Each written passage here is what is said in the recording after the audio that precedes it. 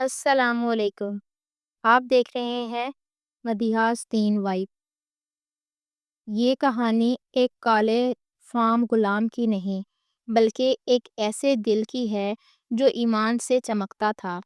یہ ہے حضرت بلال بن رباح رضی اللہ تعالیٰ عنہ، اسلام کے پہلے مؤذن، اور صبر، وفا اور عشق رسول کی زندہ مثال۔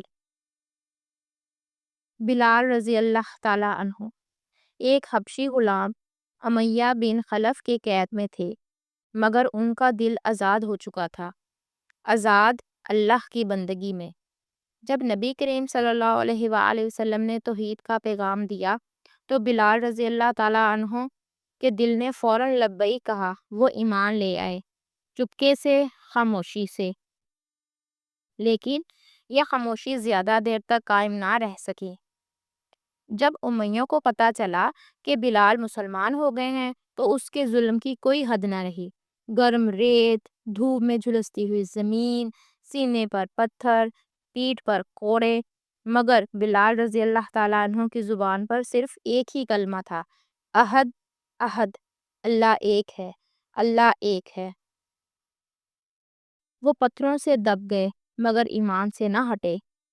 یہ منظر جب حضرت ابو بکر صدیق رضی اللہ تعالیٰ عنہ نے دیکھا تو وہ تڑپ اٹھے۔ انہوں نے امیہ سے فرمایا، اس غلام کو مجھے بیچ دو۔ امیہ ہنسا، بولا، یہ بیکار ہو چکا ہے، لے جاؤ۔ ابو بکر رضی اللہ تعالیٰ عنہ نے خریدا اور فوراً آزاد کر دیا۔ یوں حضرت بلال رضی اللہ تعالیٰ عنہ اسلام کے پہلے آزاد کرتا غلام بنے۔ جب مدینہ میں مسجد نبوی مکمل ہوئی، نبی کریم صلی اللہ علیہ وآلہ وسلم نے فرمایا، بلال اذان تم دو۔ پھر وہ لمحہ آیا جب حضرت بلال کی آواز مدینے کے آسمان پر گونجی، اللہ اکبر، اللہ اکبر۔ یہ صرف اذان نہیں تھی، یہ عشق، ایمان اور قربانی کی صدا تھی۔ پھر وہ دن بھی آیا جب نبی کریم صلی اللہ علیہ وآلہ وسلم اس دنیا سے رخصت ہو گئے۔ مدینہ اداس تھا اور بلال کا دل ٹوٹ چکا تھا۔ انہوں نے اذان دینے کی کوشش کی، لیکن جیسے ہی کہا، اشہد ان محمدً عبدہ رسولہ، آواز رک گئی، آنسو نکل پڑے اور پورا مدینہ رو دیا۔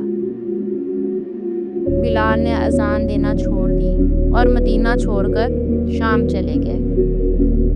کئی برسوں کے بعد بلال نے خواب میں نبی کریم صلی اللہ علیہ وآلہ وسلم کو دیکھا۔ آپ صلی اللہ علیہ وآلہ وسلم فرما رہے تھے، بلال تم ہمیں ملنے کیوں نہیں آتے؟ بلال روتے ہوئے مدینہ لوٹے۔ لوگوں نے گزارش کی، ایک بار اذان دے دو۔ انہوں نے اذان دی اور مدینہ پھر سے رو اٹھا۔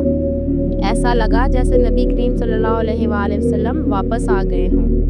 جب حضرت بلال کی وفات کا وقت آیا تو ان کے لبوں پر آخری الفاظ تھے، کل ہم اپنے محبوبوں سے ملیں گے، محمد صلی اللہ علیہ وآلہ وسلم اور ان کے ساتھیوں سے۔ یوں ایک غلام اللہ کے ہاں سردار بن گیا۔ آج بھی جب اذان کی صدا گونجتی ہے تو اس میں حضرت بلال کے صبر، عشق اور وفا کی خوشبو آتی ہے۔ اللہ ہمیں بھی ایسا ایمان، ایسا صبر اور ایسی محبت عطا فرمائے۔ آمین ثم آمین۔ جزاکم اللہ خیراً احسنا۔ السلام علیکم ورحمۃ اللہ۔